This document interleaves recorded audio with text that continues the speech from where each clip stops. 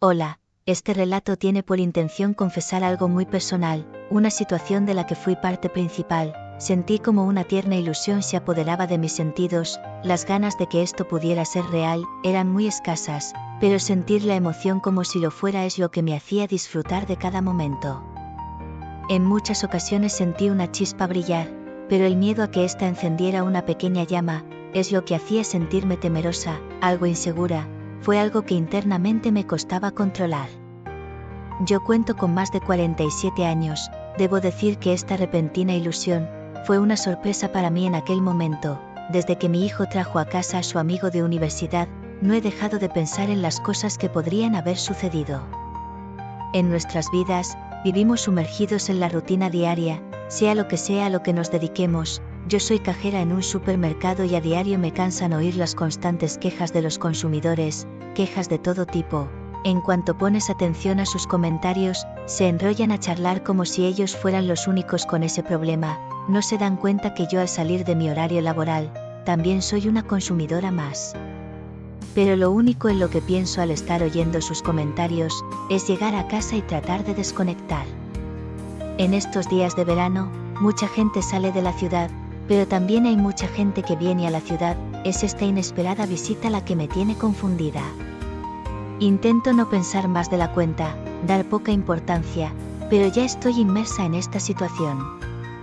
La presencia de Paquito, un amigo de universidad de mi hijo, es lo que ha removido los cimientos de mi estable madurez. Digo removido porque pensé que a mi edad, podría vivir segura de mis sentimientos, tener control sobre mis emociones y llevar las riendas de mis pensamientos. Las miradas desafiantes de sus ojos marrones, gestos de amabilidad, halagos por cada cosa que realizo en casa, estos detalles y algunos más que he observado, son gratificantes para mí, y la verdad me sorprenden, porque en casa parece no importarle a nadie. Pero el interés que tiene por saber cosas de mi vida personal, preguntas relacionadas a mis gustos, colores, sabores, además de interesarse en mis horarios de entrada y salida, es lo que ha empezado a dar un matiz diferente a mis días aburridos. Es agradable sentirse valorada, muy aparte de que esta sea mi función como madre amorosa hacia mi familia, pero estos detalles por su parte, son los que me tienen ilusionada. A la vez hay algo que ha encendido el pequeño aviso de precaución.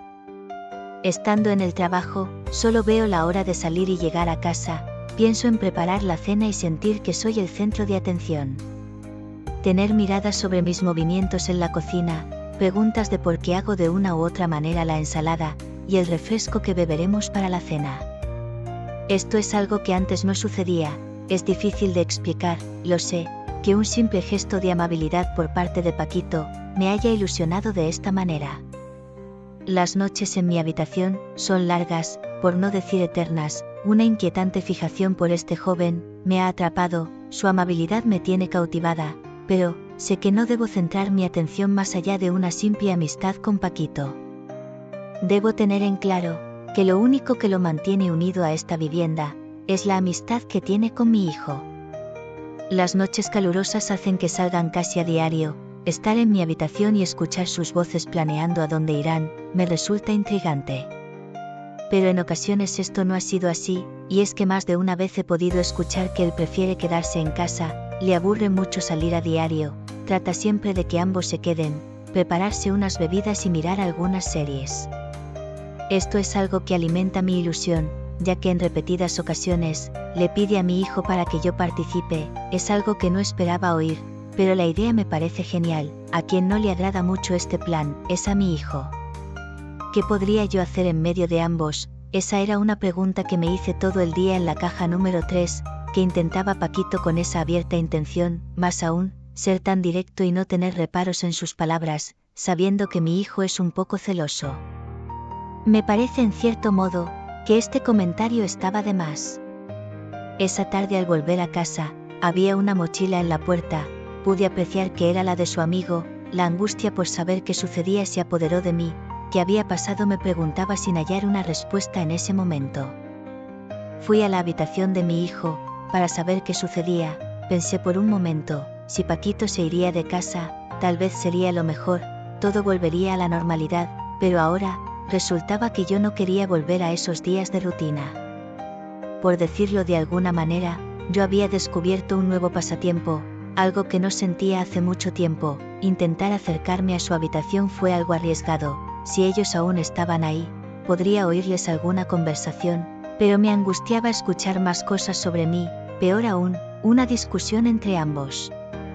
Quería que todo permaneciese igual, como era antes de que este joven nos visite, pero creo que esa tranquilidad se había desvanecido. Intentaba hablar con mi hijo y que me explique lo que sucedía aquí. Pero tampoco debía de ventilar mis emociones. Él no podría siquiera imaginar que yo había escuchado más de una vez sus conversaciones. ¿Qué hago ahora? Esa era una gran pregunta en este momento. En la habitación no había nadie, estaba como siempre desordenada.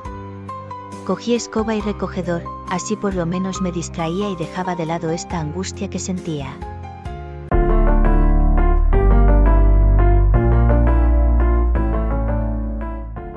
Al cabo de unos 40 minutos llegaron a casa. La intranquilidad por saber qué pasaba volvió a rondar mi cabeza. No sabía hasta ese momento qué sucedería con Paquito.